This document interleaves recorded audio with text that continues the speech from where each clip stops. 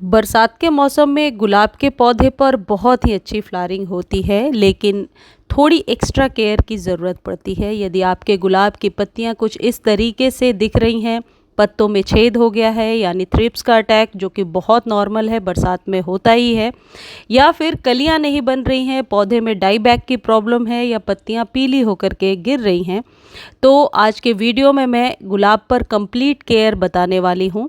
इन चीज़ों के इस्तेमाल से आप अपने गुलाब पर सर्दियों तक फ्लावरिंग ले पाएंगे, चाहे वह देसी गुलाब हो या फिर इंग्लिश रोज़ हो। इंग्लिश रोज़ पर बरसातों के बाद धीरे धीरे कलियां बनने लगती हैं। ये जो केयर मैं आपको बता रही हूँ, ये दोनों प्रकार के गुलाब पर आपको करना है। जो इंग्लिश रोज़ है, उसे यदि आप जुलाई, अगस्त, सितंबर में अच्छे से केयर करते हैं तो सर्दियों में उसका रिज़ल्ट बहुत ही अच्छा देखने को मिलता है। ये तो हम सबको पता है कि गुलाब बहुत ही सुंदर लगता है देखने में, और बिना किसी मेहनत के यदि आप अपने गार्डन में बहुत ही खूबसूरत फूल उगाना चाहते हैं तो गुलाब का पौधा ज़रूर लगाइए। अब पहले बात करते हैं कि गुलाब पर यदि इस तरीके की समस्या आ रही है, यानी कि पत्तों में छेद हो रहा है, तो करना क्या है।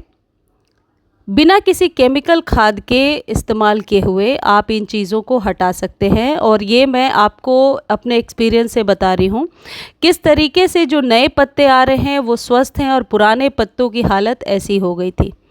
जब कभी ऐसी समस्या हो, आप इन्हीं सारे टिप्स को यूज़ कीजिए जो मैं आपको बता रही हूँ। पहली चीज़ ये है कि गुलाब को यदि आपने ज़मीन में लगा रखा है या कंटेनर में लगा रखा है, कंटेनर का साइज़ जो है वो 10 इंच से बड़ा तो होना ही चाहिए। साथ ही साथ जो चौड़ाई है, यानी कि ब्रॉड ऊपर का जो एरिया है, वो हमेशा चौड़ा होना चाहिए। यदि गुलाब की जड़ों तक धूप नहीं पहुंचता तो गुलाब में फ्लावरिंग लेना बहुत ही मुश्किल हो जाता है। गुलाब पर जो ये पत्तियों वाली समस्या है, यदि आपके गुलाब पर हो गई हैं, तो सबसे पहले आप एक काम करेंगे, और वो है सॉफ्ट प्रूनिंग। सॉफ्ट प्रूनिंग के लिए बहुत ज़रूरी है कि आप पत्तों को कट करें।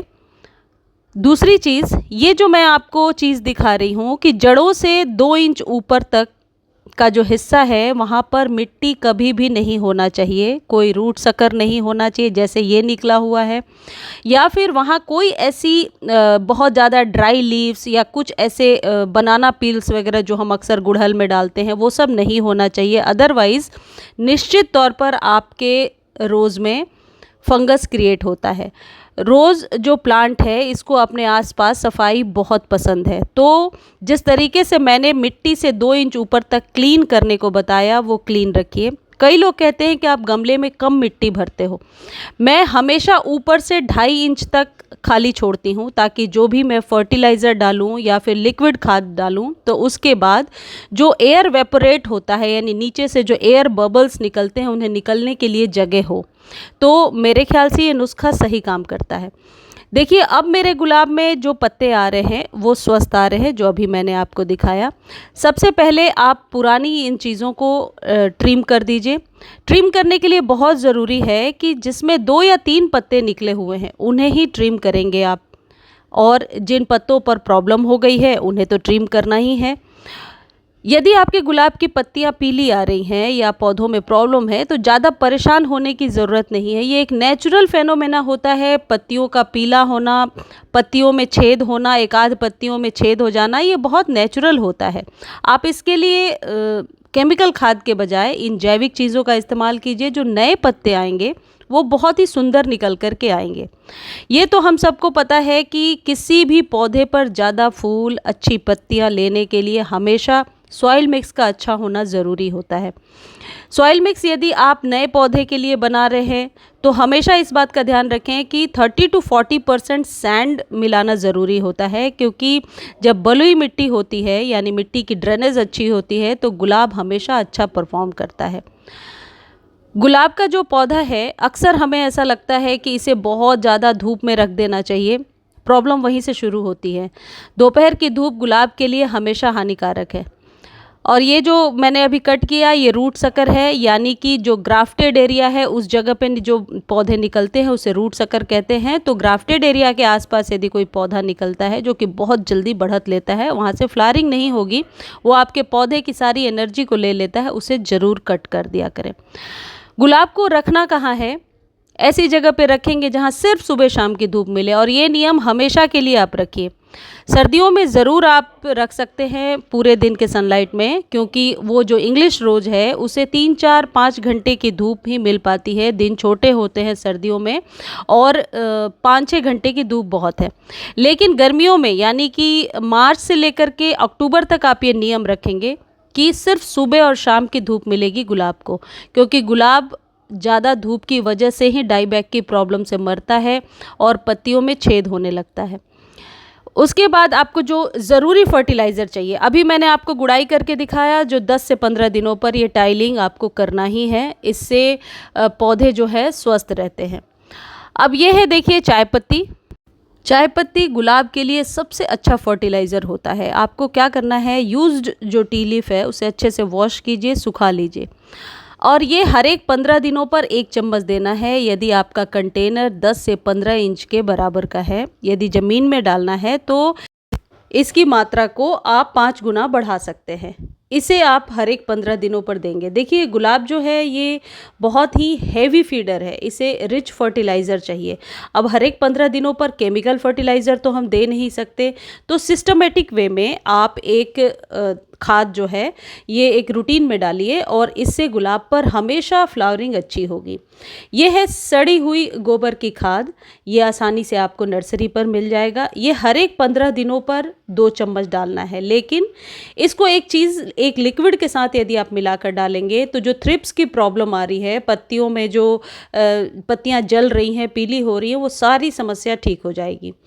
ये जो है ये सिट्रस एक लिक्विड है जो गुलाब को बहुत ज़्यादा पसंद है, और ये है नींबू। घर में जो नींबू आप यूज़ करते हैं उसके बाद छिलके को आप पानी में डाल करके 24 घंटे के लिए छोड़ दीजिए। इसके 1 कप पानी में 2 चम्मच आप ये जो खाद है वो आप डालिए, और एक गमले के लिए ये लिक्विड तैयार हो गया। आप ऐसा भी कर सकते हैं कि ये जो नींबू के छिलके वाला फर्टिलाइज़र है इसे आप स्प्रे कर सकते हैं, इससे नई पत्तियों को लेने में आसानी होगी। यदि आप इसके जगह पे 1 चम्मच एप्सम सॉल्ट का इस्तेमाल करेंगे तो वो आपके गुलाब पर अच्छी बढ़त लेने में, ये थ्रिप्स की प्रॉब्लम से बहुत हद तक छुटकारा देगा, और पत्तियां जो है लश ग्रीन निकल के आएंगी। देखिए मेरे गुलाब में अब नीचे से जो न्यू लीफ आ रही हैं वो सुंदर आ रही हैं, यानी कि बहुत ही फ्रेश हैं, और पुरानी लीफ जो ख़राब हो गई है उसके लिए मैंने अलग से कुछ नहीं किया है, उन लीव्स को वैसे ही छोड़ दिया है। हम ज़्यादा परेशान होकर के जब केमिकल खाद और सारी चीज़ें देना शुरू करते हैं तो पौधा कमज़ोर होकर सूखने लगता है। जब कभी ऐसी प्रॉब्लम हो, मिट्टी को स्ट्रॉन्ग बनाइए और आप देखिए न्यू लीफ सही आएंगी। और जैसा कि मैंने पहले बताया, एक नेचुरल फेनोमेना होता है पत्तियों का सूखना या पत्तियों का पीला होना, उसके लिए ज़्यादा परेशान होने की ज़रूरत नहीं है। आप ये कर सकते हैं कि ये जो सिट्रस लिक्विड है इसे हाफ आप मिला लीजिए, यानी कि 1 ग्लास पानी और 1 ग्लास इस लिक्विड को मिला करके हर एक वीक आप वाटरिंग कर सकते हैं। ऐसे 3-4 ऑप्शन मैं आपको इसलिए दे रही हूं क्योंकि गुलाब के पौधे को सिस्टमैटिक जब तक आप फीड नहीं करेंगे तब तक फंगस की प्रॉब्लम, डाईबैक की प्रॉब्लम या फिर ओवर वाटर की प्रॉब्लम से छुटकारा नहीं मिलेगा। सॉइल हमेशा रिच बनाइए। ओवर वाटर से ही 90% मैंने देखा है गुलाब में प्रॉब्लम आती है। हम लोग ऐसा समझते हैं गुलाब को बहुत धूप चाहिए, बहुत पानी चाहिए, ऐसा नहीं है। गुलाब को सुबह शाम की धूप दीजिए और पानी तभी दीजिए जब सॉइल ऊपर से 1 इंच कम से ड्राई हो। अब आप क्या कर सकते हैं, यदि आपके पास सीवीड के ग्रेनुअल्स हैं या सीवीड लिक्विड फर्टिलाइज़र है तो आप 5 ग्राम सीवीड लिक्विड फर्टिलाइज़र को आधे लीटर पानी में मिलाइए और उससे स्प्रे कर दीजिए। आप चाहें तो उसमें थोड़ा सा साफ़ मिला सकते हैं, लेकिन साफ़ फंजीसाइड यदि आप नहीं देना चाहते हैं तो जो मैंने आपको सिट्रस लिक्विड फर्टिलाइज़र बताया है उससे भी मैंने देखा है कि लीफ कर्ल की जो प्रॉब्लम होती है और ये जो पत्तियों में छेद वाली प्रॉब्लम होती है, ये प्रॉब्लम सही हो जाती है। एक चीज़ और है, जब भी गुलाब पर आप प्रूनिंग करें, जो कि बहुत ज़रूरी है, सॉफ्ट प्रूनिंग, इस बात का विशेष ध्यान रखें कम से कम जिस स्टेम पर 4-5 पत्तियां हों उनका ही आप सॉफ्ट प्रूनिंग करें। एक और खाद है जो गुलाब के लिए बहुत ज़रूरी है और ये आप दे सकते हैं। उपले को पानी में भिगोइए और उसी के पानी से हर एक वीक आप वाटरिंग कीजिए। आप चाहें तो एक बार गाय के गोबर वाली खाद दे दीजिए, एक बार उपले मिला करके दे सकते हैं। मतलब एक सिस्टम बना लीजिए और ये खाद आप सिस्टमेटिकली 15-15 दिनों पर यूज़ कीजिए। आप देखिए नई नई कलियाँ बहुत आसानी से बनने लगेंगी। धन्यवाद।